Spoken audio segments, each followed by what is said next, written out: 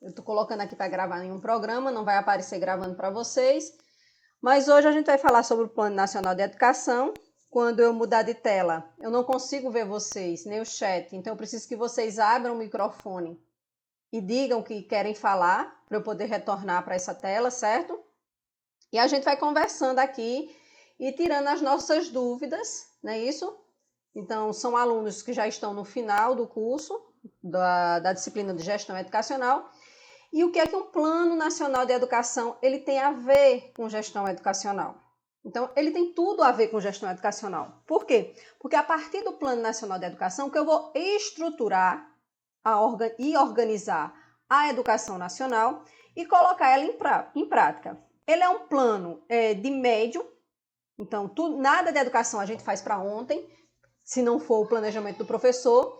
Então tudo é a médio e a longo prazo. Ele é um plano que a gente chama de plano de médio prazo, que ele tem um período de 10 anos para ser executado, mas ele tem alguns meandros e ele não surgiu do nada também. É preciso a gente compreender que dentro dessa estrutura, esse Plano Nacional de Educação, ele foi gestado. Então, o que é um Plano Nacional de Educação? Eu tenho que compreender primeiro o que é um plano. Então, um plano é um documento formal, que ele foi organizado. Quem encabeça é o governo federal, mas quem, em colaboração com estados e municípios, ele vai estabelecer diretrizes e metas, esses que são objetivos que são quantificáveis, ou seja, de quantidade, o que é que deve ser fazer, em que quantidade, em que proporção, para que consiga fazer essas metas. Ele vai dar as estratégias para contemplar essas metas e ele vai dizer, olha, para que eu consiga fazer isso, o que é necessário. E ele é um plano nacional, mas todos os estados e municípios, a partir dele, também tem que ter um plano estadual e um plano municipal de educação, porque o município e o estado que não tem, eles não vão receber complementação da União, certo? Ele tem hoje validade de 10 anos e o acompanhamento do PNE, ele deve ser feito a cada 2 anos. Então, a cada 2 anos, ele teria que se fazer um balanço para saber o que deu e o que não deu certo no Plano Nacional de Educação.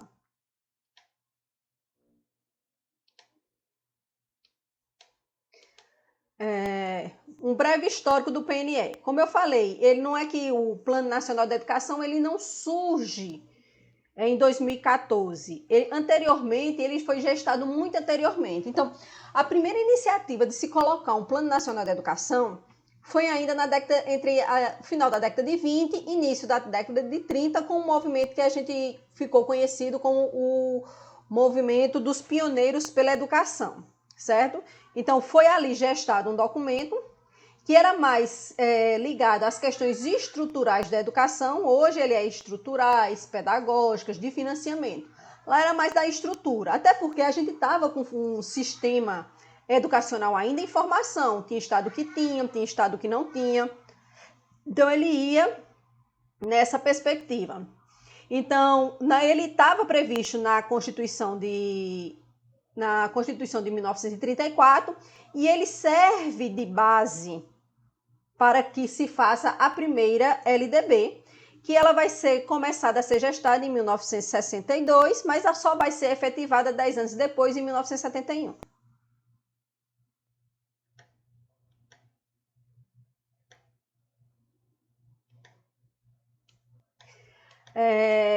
Ela tem origem hoje, tudo que a gente faz, ele está de acordo, ele tem que estar determinado na Constituição e também na Lei de Diretrizes e Bases da Educação. Então, no artigo 214, ele vai determinar que há uma necessidade, uma obrigação da União em fazer um Plano Nacional de Educação e que ela seja feita em colaboração com os estados e municípios e que ele dê conta dos princípios fundamentais da educação brasileira. Então, ele vai falar sobre a alfabetização, a universalização da alfabetização, atendimento escolar, melhoria da qualidade da educação. Ele vai ser regulamentado a partir da LDB que é a 93/94/96. Então, no artigo 9º, ela vai dizer que a União é cargo da União, em colaboração com os estados e municípios, organizar o Plano Nacional da Educação, com duração decenal, plurianual. Anteriormente, o primeiro PNE, ele já foi plurianual, mas ela era de 2 anos. O nosso primeiro PNE, que ele é lá de 1932, que ele vai falar da estrutura e de como se deve estruturar a educação nacional, ele tem duração de 2 anos. Então, a partir do artigo 204, ele já determina que ele seja plurianual, e a LDB vai dizer que essa plurianualidade dele, que plurianual é mais de 1 ano, mas não diz quanto. Lá, a LDB vai dizer que tem que ser de 10 anos. Dentro disso, a gente tem o primeiro PNE, que é o 10.147, desculpe, gente, de 2001, que é onde a maioria das metas não foram alcançadas. Quando terminou a vigência, automaticamente era para o próximo PNE estar pronto, ele não estava, então ele só foi entrar em vigor em 2014, que é esse PNE que nós estamos com 8 anos de vigência.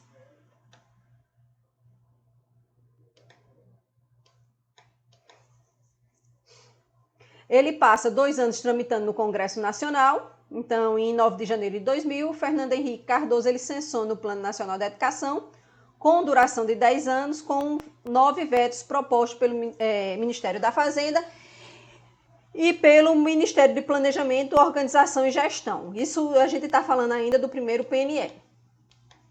Dentro dessa perspectiva e esse novo PNE, ele houve uma ampliação do seu entendimento e de seus objetivos. O anterior ele vai dizer que erradicação da alfabetização, universalização do atendimento escolar e formação para o trabalho. Essa nova estrutura, que é da 14.000 de 2014, que é a lei, que é o novo PNE, então ele vai ter alguns objetivos a mais alinhados à necessidade do nosso tempo. Então ele vai ter que erradicação do analfabetismo, universalização do atendimento escolar. O que é essa universalização? Ele vai dizer, olha, eu tenho uma educação que ela é obrigatória. Se ela é obrigatória, eu tenho que ter vaga para todos. Então, qual é a escolaridade que é obrigatória? Dos 4 aos 17. Então, eu tenho que ter vagas no sistema público, para quem não pode pagar, para todas as crianças que precisam de atendimento escolar, da pré-escola até o ensino médio. Ele vai dizer que com o Plano Nacional da Educação, um dos seus objetivos primordiais vai ser a superação das desigualdades educacionais, com ênfase na promoção da cidadania e da erradicação de todas as formas de discriminação, que ele vai dizer, olha, a escola por si só, ela não resolve todos os problemas, mas ela é uma variante que ela é fundamental, principalmente para diminuir as desigualdades regionais. A gente sabe que quanto mais instrução tem um povo, mais tem a oportunidade de se desenvolver economicamente, culturalmente e socialmente. Ele vai dizer que a gente vai ter que não é só ter uma escola para todos, mas uma escola de qualidade, e ele vai dizer qual o entendimento dele da melhoria dessa qualidade, a formação para o trabalho e para a cidadania, com ênfase nos valores, ele vai dizer morais e éticos em que se fundamenta a sociedade.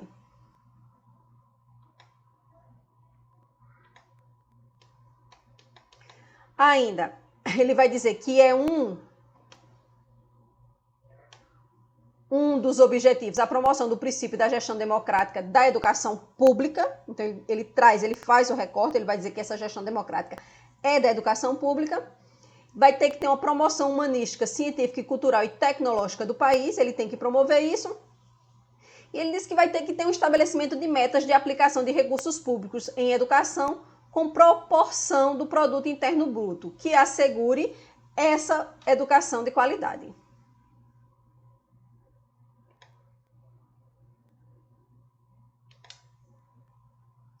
Atendimento às necessidades de expansão com padrão de qualidade e equidade, valorização dos profissionais da educação e promoção dos princípios dos respeitos aos direitos humanos, a diversidade e a sustentabilidade socioemocional.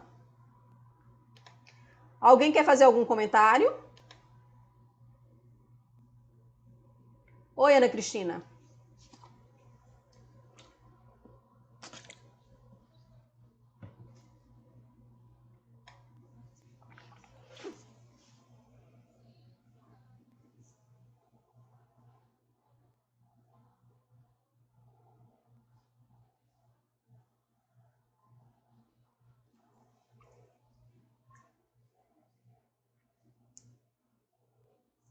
Não. O recurso da educação, ela tem que ser aplicado integralmente no ensino público. E ela vai ter algumas exceções de aplicação.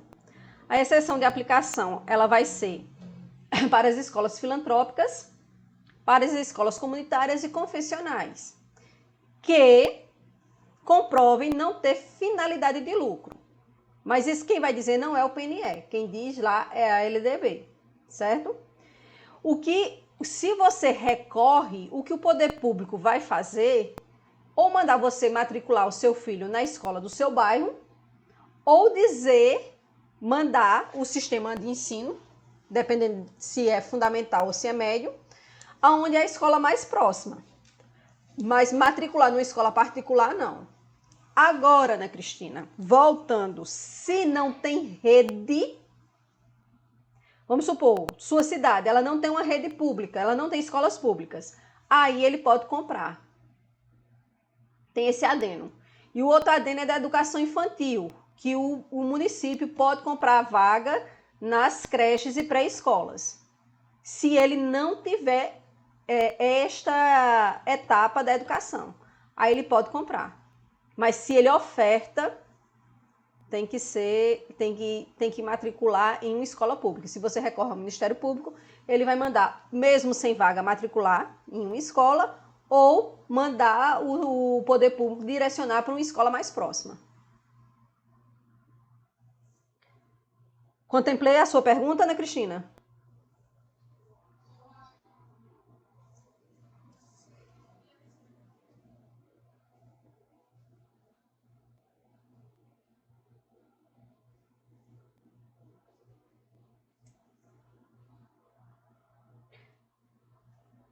Não.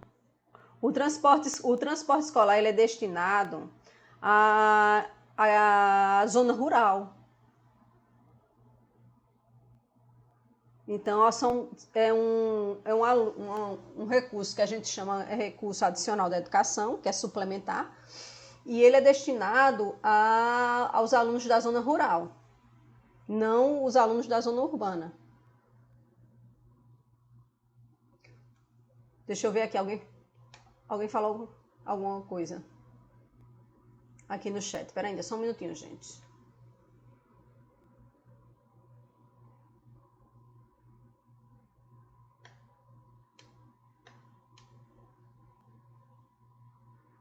Elaine, eu não entendi se no final explica a atividade. Aqui só falta as... Ah, entendi.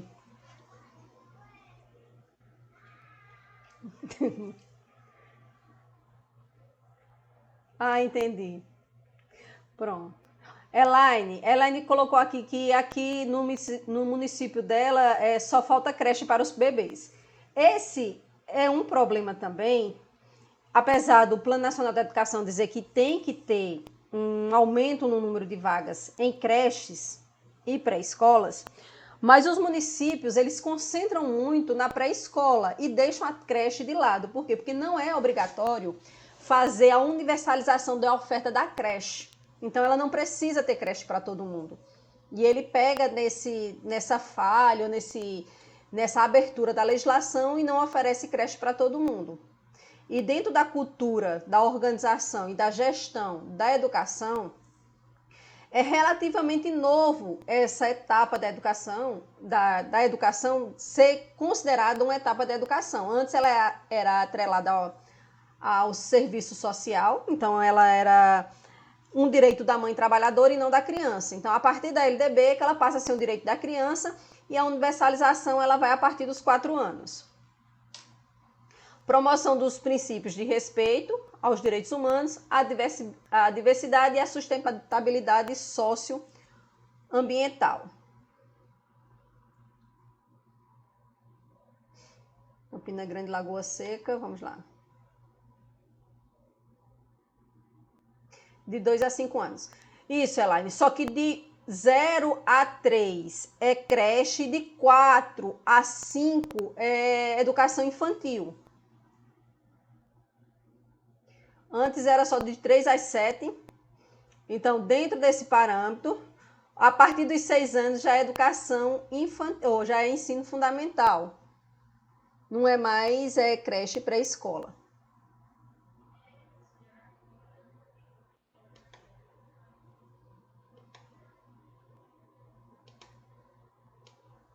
Uhum.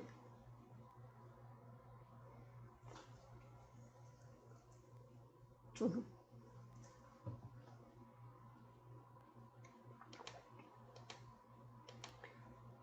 Entendi, mas ela teria que ofertar, que Campina Grande é uma cidade relativamente grande.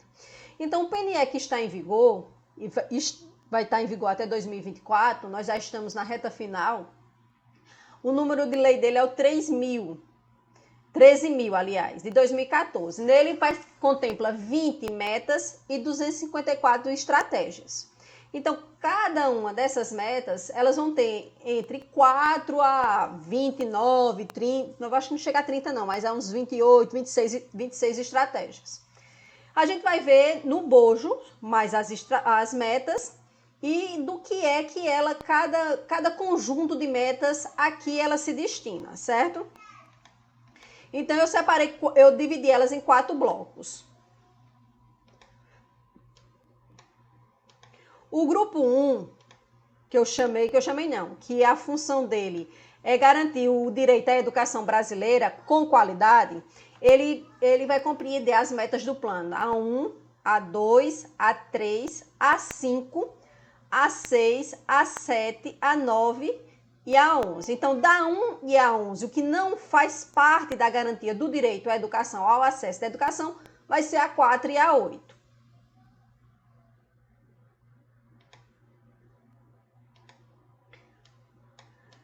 A meta 1, ela diz que até 2016, obrigatoriamente, o poder público ele tinha que fazer a universalização da educação infantil na pré-escola, ou seja, de vagas com qualidade para crianças de 4 a 5 anos de idade. Então, ele disse que teria que ter ampliação na oferta da educação infantil em creche em até 50%. 50% do quê? Em 50% do que existia de vagas. Então, vamos supor, até 2016, Campina Grande tinha 5.000 vagas para crianças de 0 a 3 anos. Então, até 2016, 2 anos após a vigência, ela teria que ter criado, se ela tem 5.000, então mais 2.500 vagas. Dentro disso, eu vou ter 17 estratégias para contemplar a meta 1 do PNE. A meta 2, ela vai falar sobre a universalização do ensino fundamental de 9 anos. Ele vai dizer que ela vai dos 6 aos 14, para aqueles que estão na idade regular, e que ele vai dizer que os municípios, os estados e municípios, eles têm que garantir, pelo menos, que 95% dos indivíduos nessa idade estejam efetivamente matriculados em uma escola de ensino fundamental até o último ano de vigência deste PNE, ou seja, até 2023, cada município e o estado como todo tem que abrir vagas suficientes para que todo indivíduo entre 4 e 14 anos esteja na escola, que no mínimo ele vai ter que ter esse 95%. Essa meta ela já foi alcançada há algum tempo. Então, todos os estados e todos os municípios, pelo menos quase todos, eles têm vagas suficientes para essa faixa etária. Para que isso aconteça, ele disse que nós teríamos 20 estratégias para serem contemplados. A meta 3, ela vai falar sobre o atendimento escolar a toda a população de 15 a 17 anos. Se eu estou falando de 15 a 17 anos, do ensino regular, eu estou falando do ensino médio. Então, ele vai dizer que até o final do período de vigência desse plano, no mínimo 85% dos indivíduos entre 15 e 17 anos deveriam estar cursando o ensino médio. Para isso, teria 14 estratégias. A meta 5, ela vai falar sobre a alfabetização. Essa meta 5, ela foi modificada a partir de 2017, com a promulgação da BNCC, porque o Plano Nacional de Educação ele é de 2014. Então, nós trabalhamos com um ciclo de alfabetização. O ciclo de alfabetização era de 3 anos. A partir da BNCC, ela altera a meta 5 e passa de ser de 2 anos. Então, a criança ela tem que ser alfabetizada até o 2º ano do ensino fundamental. Para que isso aconteça, ela determinou 7 estratégias. A meta 7, ela vai falar sobre a qualidade. Então, ele diz que para que fomentar a qualidade da educação em todas as etapas e modalidades, com melhoria do fluxo e da aprendizagem, de modo a atingir as seguintes médias nacional para o IDEB. Então, ele vai falar do IDEB e quais são as metas que deveriam ter. Então, eu vou ter o IDEB no final do ensino fundamental, no final do ensino médio e no final Desculpa, gente. O IDEB do ensino fundamental são 2, um no meio do 5º ano, que é da primeira fase, no final da fase do ensino fundamental e um no ensino médio. Só que ele vai dizer, olha, não é só essa criança entrar e sair da escola na idade certa. Ela tem que aprender e aprender com qualidade. Como é que eu vou fazer para saber se esse menino está aprendendo com qualidade? Ele vai dizer para que isso e que esteja na idade certa. Então, para isso, ele criou, já tinha anteriormente, o IDEB. E o IDEB vai utilizar o censo escolar, para saber como a idade desse menino, mais o resultado da Prova Brasil. Do SAEB. SAEB 5º ano, SAEB 9º ano e SAEB 3º ano do ensino médio.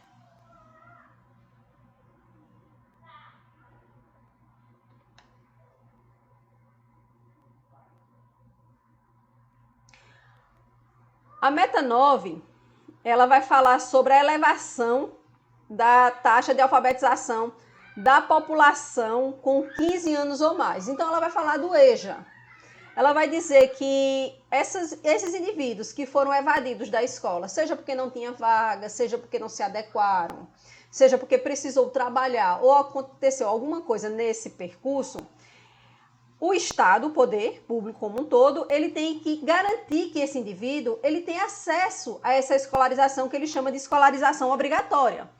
Então, ele vai dizer que a população de 15 anos ou mais, ela tem que garantir que pelo menos 93,5% dessa população até 2015, de 2015 até o final da vigência do plano, seja erradicado, ou seja, ele queria que todos os indivíduos com mais de 15 anos que não cursaram na idade certa, que eles cursassem essa escolarização obrigatória até 2023. E, no mínimo, reduzir 50% dessa taxa de analfabetismo. No mínimo, ele diz. O máximo era erradicar, o mínimo 95%. A meta 10, ela vai falar sobre educação de jovens e adultos. Vai dizer que essa educação de jovens e adultos não é obrigatório, mas prioritariamente ela teria que ser ofertada junto com o ensino profissionalizante ou técnico. E ele vai dizer que 25% das matrículas da educação de jovens e adultos no ensino fundamental e médio, elas têm que ser ofertadas junto a um curso profissionalizante ou um curso técnico. Para o ensino médio é técnico, para o fundamental profissionalizante.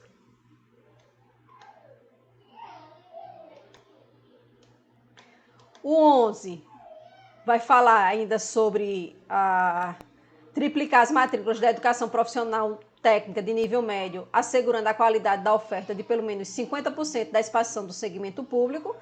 Por isso que nos últimos anos o Estado, a gente vê o Estado, ele investiu muito nas escolas técnicas, porque ele tem a obrigação de fazer isso, para ele poder continuar recebendo recurso, porque a obrigação é dele suprir o ensino médio e, com isso, ofertar essa educação técnica. Por isso que o Estado hoje, a maioria das escolas de ensino médio, eles são técnicas, integrais, elas são integrais, cidadãs, que elas são profissionalizantes, ou elas são técnicas, que é atrelado ao curso técnico. Qual é a diferença de um curso profissionalizante para um curso técnico? O curso profissionalizante, eu tenho algumas disciplinas que me dão condições de ser inserido no mercado de trabalho. Já um curso técnico, eu tenho umas disciplinas que elas são obrigatórias, eu curso essas disciplinas, esse curso ele tem que estar lá registrado no Catálogo Nacional dos Cursos Técnicos e eu saio com o ensino médio completo, atrelado a uma formação profissional técnica de nível médio.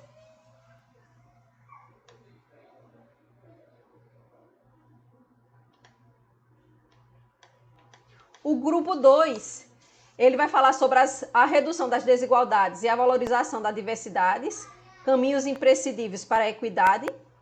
O que é equidade? Vocês sabem o que é equidade em educação? A equidade, ela vai dar oportunidade, porque ela vai dizer, olha, se eu trato todo mundo igual, eu não estou erradicando as diferenças, eu estou fomentando essas diferenças. Porque há indivíduos que necessitam de um apoio educacional especializado, então eu tenho que tratar os diferentes, no ponto de partida, de modos diferentes, para que eles possam se desenvolver e terem oportunidades equivalentes, porque elas nunca vão ser iguais. Então, esse segundo grupo, ela vai a meta 4 e a meta 8.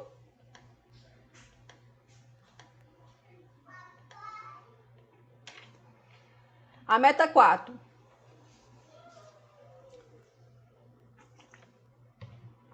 A meta 4, ela vai versar sobre a universalização da educação obrigatória, que é dos 4 aos 17, para um público específico, que é para as pessoas portadoras de necessidades educacionais especiais, que é diferente do portador de deficiência, certo? O que é um portador de necessidade educacional especial? Ele vai desde quem tem algum tipo de deficiência que vai impedir ou ele vai dificultar o acesso ou a permanência desse aluno na escola, como daquele que não tem. Então, ele vai definir, ele vai dizer, olha, a universalização de 4 aos 17 anos, com indivíduos com deficiência, transtornos globais do desenvolvimento e altas habilidades ou superdotação. O acesso à escola de educação básica e ao atendimento educacional especializado, preferencialmente na rede regular de ensino, com a garantia do Sistema Nacional de Inclusão, de salas de recursos multifuncionais, classes escolares ou serviços especializados, públicos ou conveniados. Então, ele vai dizer, olha, é um direito do indivíduo, ele tem que ser matriculado numa escola regular. Quem vai decidir se ele vai para uma escola especial ou regular não vai ser a escola, não vai ser o poder público, vai ser o pai. Só que não é só colocar aquela criança lá e aquele adolescente, eu tenho que garantir que ele aprenda. Como é que eu vou garantir que ele aprenda? Eu vou garantir que ele aprenda ele tendo um acompanhamento e ele tendo um currículo específico que atenda à sua necessidade e não aquilo que a escola pensou. Então, aí vai a questão da inclusão a partir do currículo, a partir do posicionamento do professor. Ele vai dizer que é imprescindível ter a gente chama de escola de sala multi como é que chama? Sala de recurso, mas na realidade é sala de atendimento escolar especial, que chama AEE, atendimento escolar especializado, AEE. E esse indivíduo, alguns deles, eles vão precisar mais do que isso. Então, eles vão precisar de atendimento multissetorial. Esse atendimento multissetorial, ele pode ser dado na escola, pode ser dado pelo sistema de ensino em uma outra escola, ou ele pode também ser dado através de convênio. Então, se o Estado, em uma determinada localidade, ele não tem condições de colocar lá um atendimento especializado, específico, contratado por ele, ele pode fazer um convênio, como é o caso que muitas vezes a rede faz com a APAE.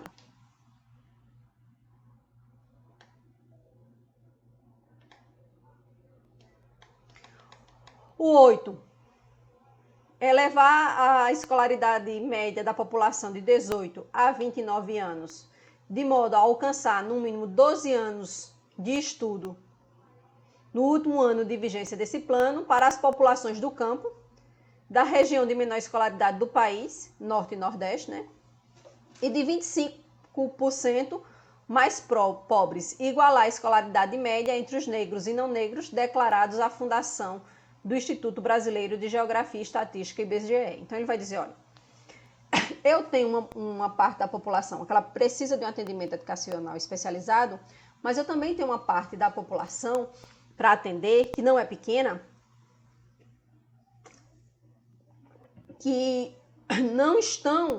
estão com distorção em idade série muito grande. E ele identificou quem é essa população. Geralmente é a população do campo. Quando ela vai falar sobre população do campo, ele vai dizer que tem todos aqueles segmentos que estão ligados. Então, ribeirinhos, o pessoal do movimento de sem terra, o agricultor familiar, o índio, o quilombola.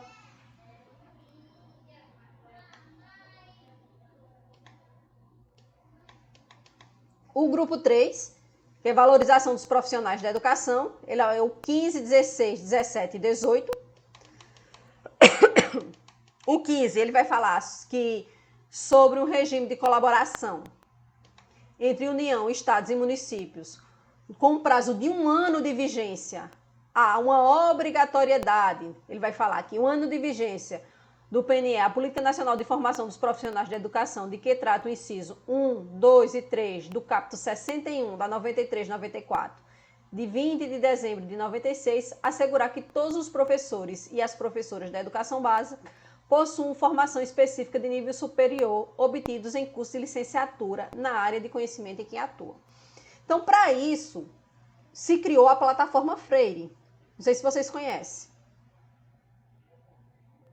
Conhece, gente? Pronto. É ótimo. Então, ele vai dizer, olha, o que é que acontece?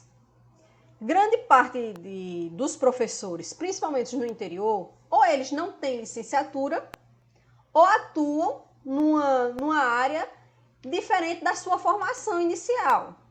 Aí ele disse, olha, há uma necessidade e uma obrigação do poder público de ofertar formação para esses professores. Eles já são concursados, eles já estão na rede.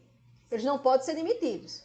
Então, eu tenho que dar a formação para aqueles que estão dando aula na disciplina que não é sua disciplina inicial de formação, uma nova licenciatura. Para aqueles que não são licenciados, ofertar uma licenciatura. Para isso, houve uma expansão dos cursos de licenciatura. Entre eles, o IFPB passa a ofertar os cursos de licenciatura, principalmente nas áreas que são mais carentes de professores. Língua portuguesa, matemática e ciências no geral, biologia, química e física.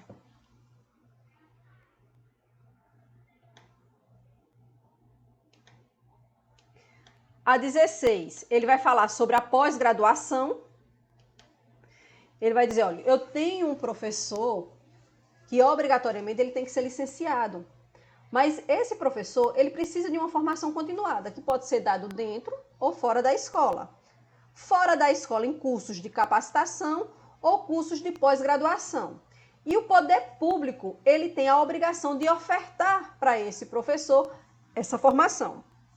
Aí a 16 vai dizer que formar em nível de pós-graduação 50% dos professores da educação básica até o último ano de vigência do PNE, que é 2023, e garantir a todos e a todas os profissionais da educação básica formação continuada em sua área de atuação, considerando as necessidades, demandas e contextualizações do sistema de ensino.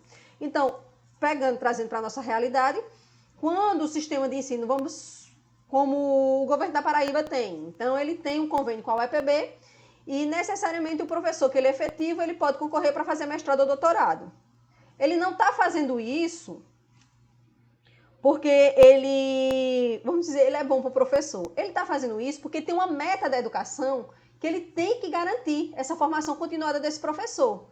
Quando ele pega esse professor também com bolsa para concorrer e ir passar 6 meses na Finlândia, sei lá, em outro país, porque ele faz isso porque é uma obrigação dele fazer isso até 2023, porque ele tem que ter no mínimo 50% do seu quadro de efetivo com curso de especialização lato ou estrito sensu, e também dar essa formação continuada que ela pode ser dada em serviço, por isso que ele manda esses professores conhecerem outros sistemas de ensino e como eles desenvolvem a sua política educacional, principalmente a sua política de desenvolvimento curricular.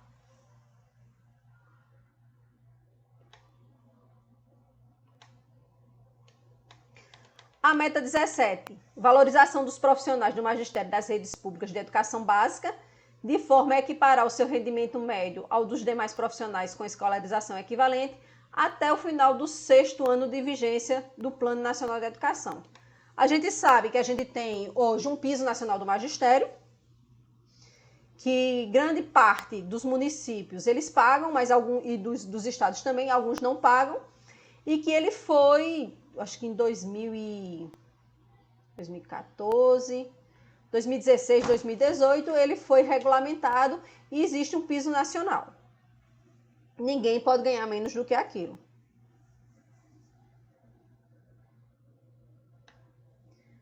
Aí você diz, professora, mas ele é equiparado aos profissionais com mesma qualificação? A gente sabe que não é. Se a gente for olhar, tem profissionais que têm um piso bem maior do que o nosso. Mas também tem profissionais que têm um piso bem menor do que o nosso, enquanto professores. O 18, ele teria que assegurar até 2 anos a existência de plano de carreiras para os profissionais de educação básica e superior pública de todos os sistemas de ensino e para o plano de carreira dos profissionais de educação básica pública, tornar como referência o piso salarial nacional profissional definido em lei federal, conforme preconiza o inciso 8º do artigo 206 da Constituição. Então, ele diz que todo o sistema de ensino teria que ter um plano de cargos e carreiras. E a gente sabe que não é bem assim. Até hoje, a maioria dos municípios e dos estados não tem. E para isso ele definiu que teríamos 8 estratégias a cumprir.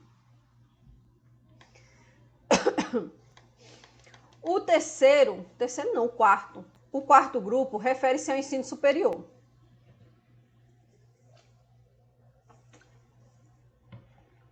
É o 12, 13 e 14. Então, ele diz que a qualidade da melhoria da educação básica, ele vai dizer que perpassa também pela ampliação de vagas para o ensino superior. Então, ele vai dizer que teria que haver uma elevação nas matrículas do curso superior em 50%, com a taxa líquida de 33% da população entre 18 e 24 anos. Então, ele vai dizer, olha, esses indivíduos eles têm que entrar entre 18 e 24 e não depois dessa idade, e assegurar a qualidade da oferta de expansão para pelo menos 40% das novas matrículas no segmento público. Ele vai dizer que essa expansão ela pode ser pública e privada. A gente deve lembrar que o ensino superior ele não é obrigatório, por isso o poder público ele não é obrigado a ofertar vaga para todos. Mas ele vai dizer, olha, há uma necessidade de expansão. Então, a expansão, quem fez, em sua grande maioria, foi iniciativa privada, mas ele vai dizer que essa expansão de vaga, o poder público ele tem que ter, no mínimo, 40%. Então, se criou 1.000 vagas para o ensino superior, o poder público, no mínimo, teria que ter dessas 400.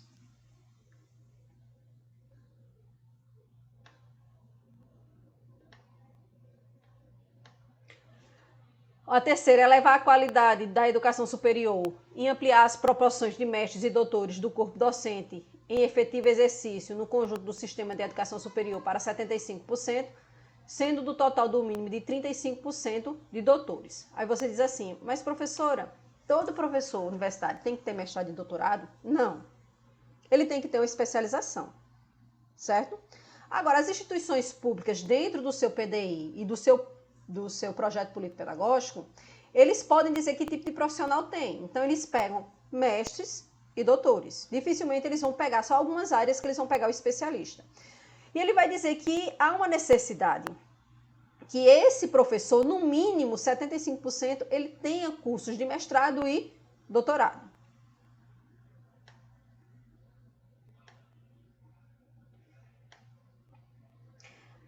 Está faltando um E aqui. Elevar gradualmente o número de matrículas na pós-graduação, de modo a atingir a titulação anual de 60 mil mestres e 25 mil doutores. Ele vai dizer, a gente sabe que é um funil. Se não tem vaga para todo mundo pública no ensino superior, quanto mais se eleva, menos se diminui. Vai ter muito menos de mestres e doutores. Mas ele previu e houve uma elevação no número de ofertas, principalmente das instituições privadas.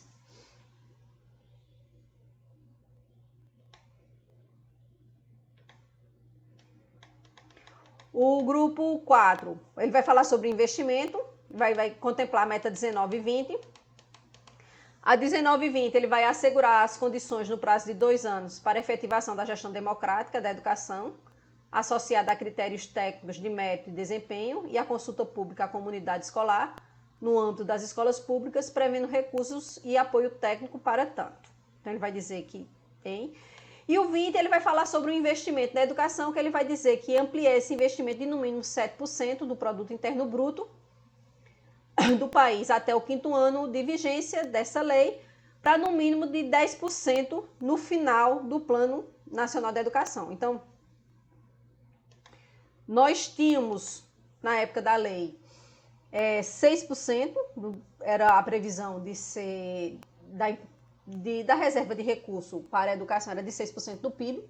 Ele dizia que teria que aumentar para 7% e chegar até 10%. Hoje, nós só estamos vendo cada dia mais diminuindo. Então, não chega hoje a 5% do produto interno bruto, desconsiderando e ferindo o que a lei determina.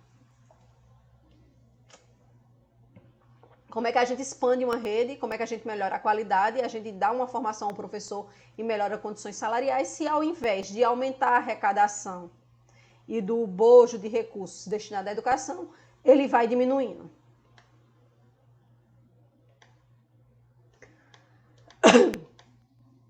Então, eu fiz algumas anotações, gente, sobre o que é que impactou o Plano Nacional de Educação em cada etapa da educação básica e em cada nível da educação do Brasil, certo? Então, nível, nós temos 2, educação básica e ensino superior, e etapas nós temos educação infantil, ensino fundamental e ensino médio. Dentro disso, na educação infantil, então 100% das crianças de 4 a 5 anos matriculadas na pré-escola até 2016 e 50% das crianças de até 3 anos em creches pré-escola, no prazo de 10 anos. Isso é a meta 1 que diz que teria que ter. Estratégia, expansão da rede, realinhamento e levantamento da demanda, formação de profissionais para atender, investimento em equipamentos, em pesquisa, atendimento especializado e implantar avaliação, dentre outros.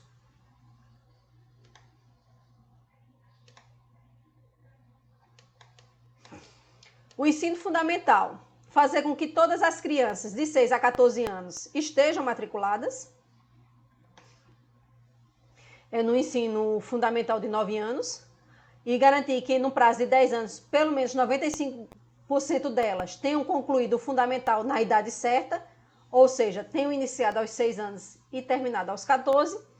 Alfabetizar todas as crianças até o 3º ano, modificada pela BNCC até o 2º ano, e isso vai estar na meta 5.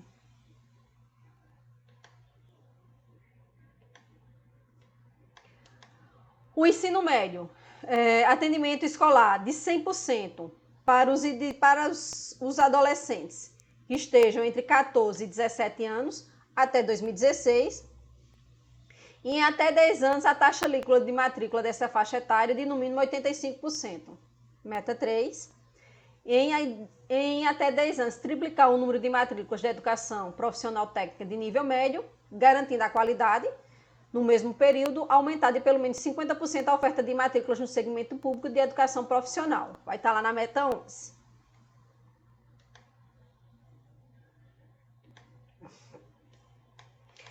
Ainda sobre o ensino médio. Uma das estratégias vai ser, ele diz que é imprescindível a aquisição de equipamentos e laboratórios, já que tenho que ofertar pelo menos 50% do total de vagas para o ensino técnico. O ensino técnico, obrigatoriamente, ele requer um maior investimento, tanto em material didático como em equipamentos e laboratórios. Ele vai dizer que o Enem, para o acesso ao ensino superior, ampliar a oferta do ensino profissionalizante por meio de parcerias e estratégias para ensino profissional técnico de nível médio, monitorar o acesso e a permanência por parte de benefícios do Bolsa Família, buscar os indivíduos entre 15 e 17 anos que estejam fora do ensino médio, prevenir a evasão, motivada por preconceito e discriminação à orientação sexual ou à identidade de gênero, e a universalização do acesso de rede de internet. Ainda sobre o ensino médio, ele vai falar que essa expansão de matrícula ela vai ser dada pelos institutos federais também, e a expansão da oferta de educação profissional de nível médio nas redes públicas e estaduais de forma presencial e à distância, programas de reconhecimento de saberes para fins de certificação profissional em nível técnico, ampliar a oferta de matrícula gratuita de educação profissional técnica de nível médio, pelas entidades privadas do sistema sindical, que é o Sistema S, expandir o financiamento estudantil de nível médio, oferecido pelas instituições privadas de ensino superior, e institucionalizar a avaliação de qualidade da educação profissional técnica de nível médio das redes públicas e privadas, oferta de ensino profissional aos povos indígenas e do campus, reduzir as desigualdades étnico-raciais e regionais no acesso e permanência na educação profissional técnica de nível médio, inclusive mediante ações de política afirmativa. Eu estou falando aqui, ninguém abriu o microfone, agora que eu lembrei. Joaquim disse que vai ter aula agora. A gente já está encerrando, Joaquim. Acho que mais 10 minutinhos a gente encerra. Quanto à educação especial, então ele vai falar sobre a universalização para a população de 4 a 17 com deficiência. Ele vai dizer que essa universalização ela também tem que ser nas creches dos 0 a 3, implementando para essa faixa etária recursos multifuncionais, formação, acessibilidade e garantia da educação bilíngue.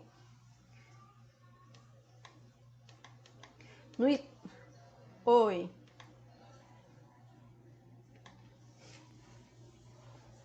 Mas pode fazer, minha linda.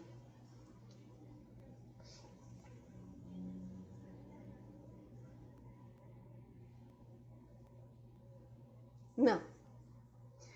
Assim, olha, dentro dos sistemas de ensino, é interessante que todo professor, ele tem esse curso que os sistemas de ensino dêem. Porque principalmente quem trabalha com criança muito pequena, que a gente sabe que pode acontecer certos acidentes. Não é verdade?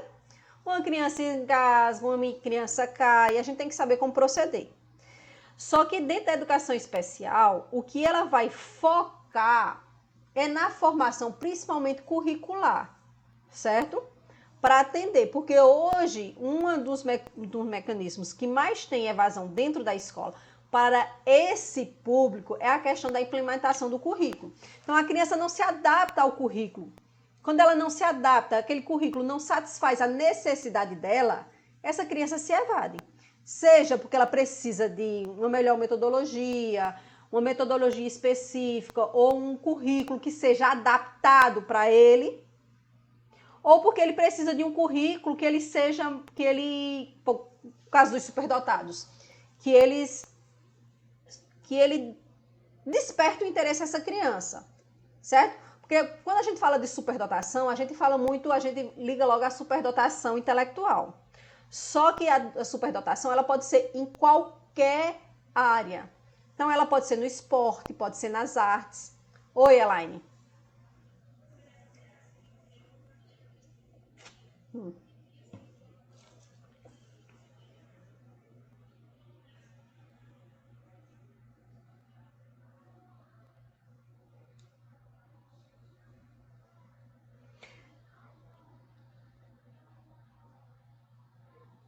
Pronto, eu entendi a sua coisa. Não é obrigatório, mas isso não quer dizer que não seja interessante, como eu lhe disse, entendeu?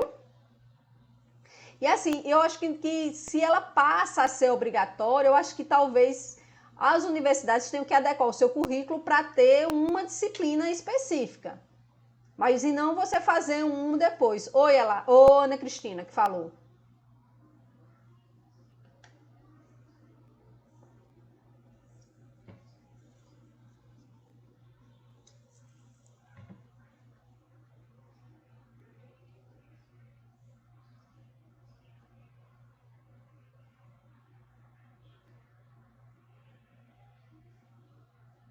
Uhum.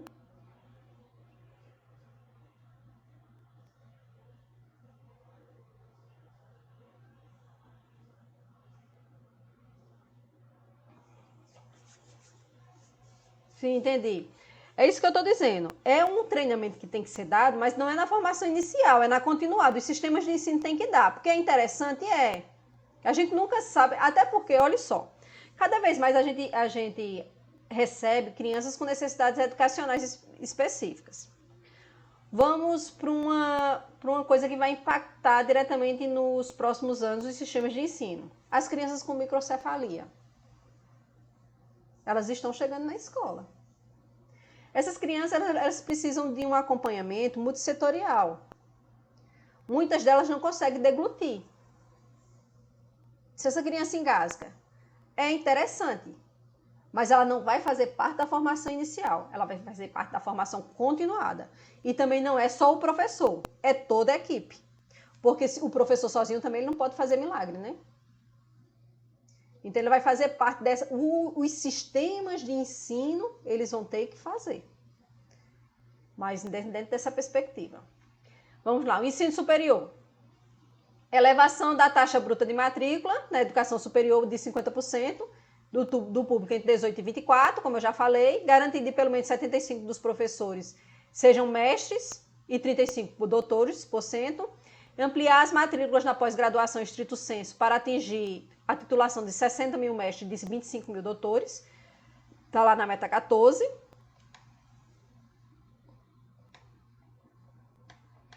Sobre o EJA, aumentar a escolaridade da população entre 18 e 29 anos e alcançar em 10 anos a média de 12 anos de estudo para a população de campo, do campo e dos 25% mais pobres, reduzir em 6,5% a taxa de analfabetismo da população maior de 15 anos até 2015 e erradicar em até 10 anos, no mesmo período, reduzir a taxa de analfabetismo funcional pela metade e garantir que pelo menos 25% das matrículas do EJA seja integrada à educação profissional. Está lá na meta 10. Sobre o EJA, ele vai falar sobre programas de correção de fluxo, ele vai dizer que há uma necessidade para essa criança e para esse adolescente que estão dentro do sistema, mas que estão fora da idade série, que exista programas que façam essa correção de fluxo. Não é que o aluno vá fazer o EJA, é um programa de correção de fluxo e ele volta. Vamos supor, o aluno ele tem mais de 15 anos, ele não terminou o fundamental, então ele vai para um programa para se readequar e para fazer essa correção de fluxo e ele não vai fazer o ensino médio na modalidade EJA. Ele voltou para a idade, ele está sem distorção idade série e ele vai ser matriculado no ensino médio agora regular.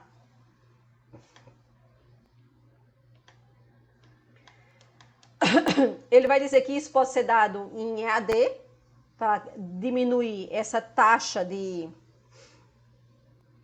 analfabetismo, tanto é que a BNCC vai dizer que 80% do currículo do EJA pode ser dado de forma em EAD, então já estava previsto aqui no Plano Nacional de Educação. Quanto à qualidade, ele vai dizer que a oferta de educação em tempo integral para pelo menos 25% dos alunos no ensino básico e pelo menos 50% das escolas públicas. Então, não é só o ensino médio, é toda uma tendência. Então, começou-se pelo ensino médio, porque se tem menos alunos. Mas o próximo plano, ele vai focar que essa educação integral também seja no fundamental. Integralidade de tempo, 2 horários. Fomentar a qualidade da educação com melhoria de fluxo da aprendizagem para atingir até 2021 um índice de desenvolvimento da educação básica de 6 nos anos iniciais do ensino fundamental e 5,5 nos anos finais do ensino fundamental e 5,2 no ensino médio. Então, ele vai dizer, para isso, eu tenho as metas para 2019, que é 5,7, 5,2 e 5, que era o ano já para fazer a avaliação para chegar a essa nova meta.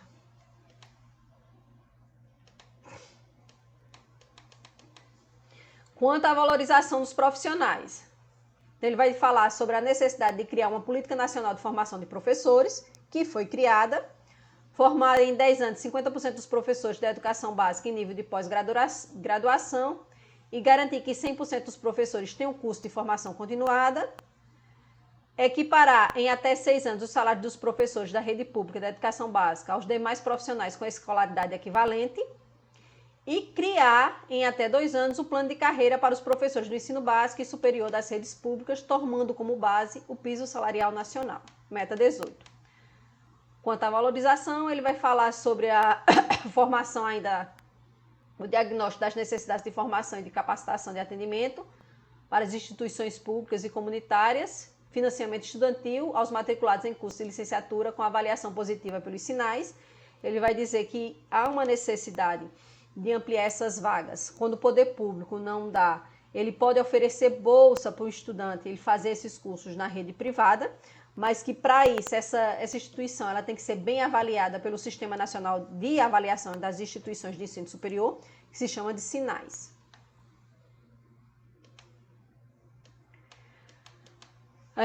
Ele vai falar que há a necessidade de criar um fórum permanente para acompanhar e atualizar a atualização progressiva do valor do piso salarial dos profissionais do Magistério Público da Educação. E dos investimentos, que ele vai falar que em até 2 anos dá condições para efetivação da gestão democrática da educação, com critérios de desempenho e consulta pública à comunidade escolar, e atingir em até 10 anos o investimento do equivalente em 10% do produto do interno bruto, que eu falei anteriormente. Isso aqui foram 2 estratégias que eu coloquei, né? Garantir a fonte de financiamento permanente e sustentável para a educação básica. Então, o plano, as linhas gerais do plano são esse. Então, na próxima aula, a gente pode continuar discutindo. Vocês sentiram dificuldade em alguma coisa? Eu fui muito rápida? Não fui muito clara? Eu preciso que vocês me dêem o feedback. Seria uma loucura, né, Elaine? Gente, a gente precisa que vocês vão lá no fórum, que vocês discutam, que vocês coloquem o seu posicionamento, vejam que vocês estão tendo dificuldades, para a gente poder também modificar. Elaine e Ana Cristina. Parece que todo mundo saiu e me deixaram só, foi? Dúvidas?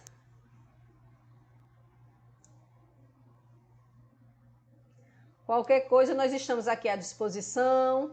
Infelizmente, a professora Joseli não pôde estar aqui, que é muito bom quando tem outro professor para a gente estar debatendo melhor.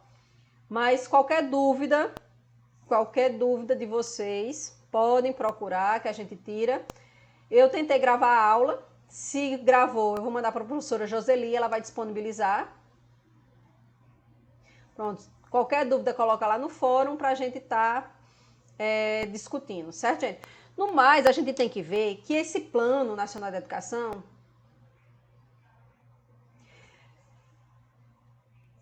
Lígia, eu estou sem acesso ainda à plataforma de vocês. Então, como eu não tenho avaliação, eu não tenho como explicar. Se vocês me disserem o que tem lá, eu posso até explicar.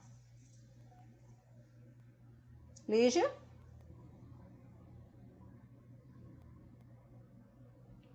Pronto, qual é o tipo de avaliação que tem lá? O que foi pedido a vocês?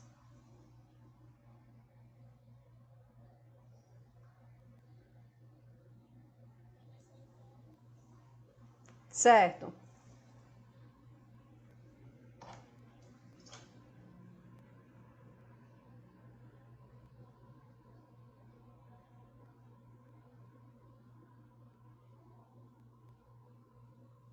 Oi. Oi, Norina.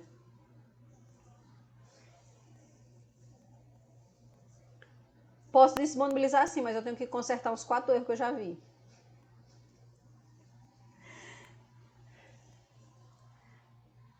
Pronto. Certo.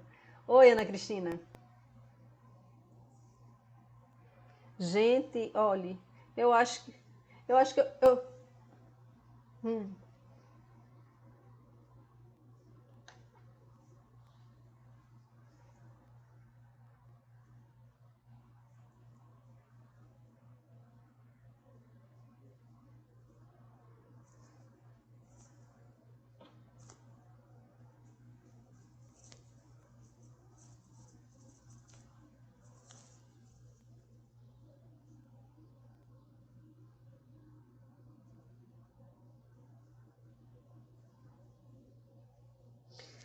Pronto. Quem foi que perguntou foi Lígia, não foi?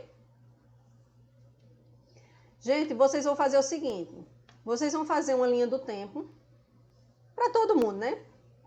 E vocês vão colocar lá o que foi que modificou a percepção deles. Vamos supor, primeiro período, certo? Qual era a visão que vocês tinham da escola, da gestão, do desenvolvimento de currículo?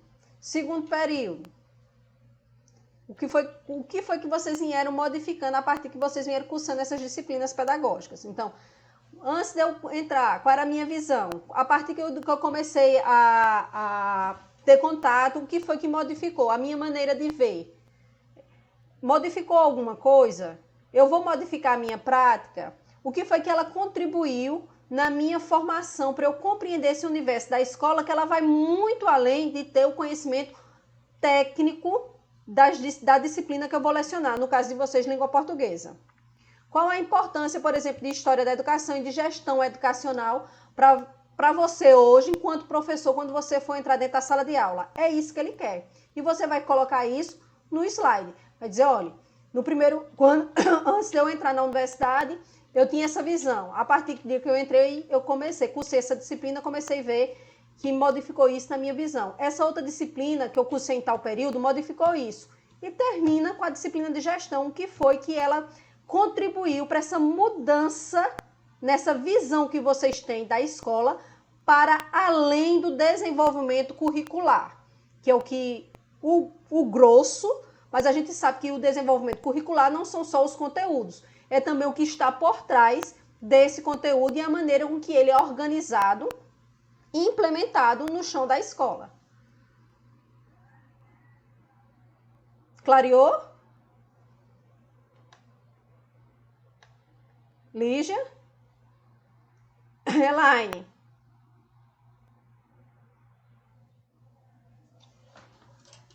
Pronto, aí vocês vão fazer os slides, certo?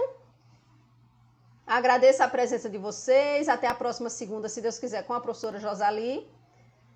Certo? Eu espero que... Eu sei que a experiência dela é bem maior na área, mas espero que eu tenha contribuído um pouquinho também hoje. Se eu fui muito rápida, se vocês sentiram dificuldades, eu gostaria que vocês me dissessem para eu ir modificando a prática. Certo, gente? Então, obrigado e até a próxima semana.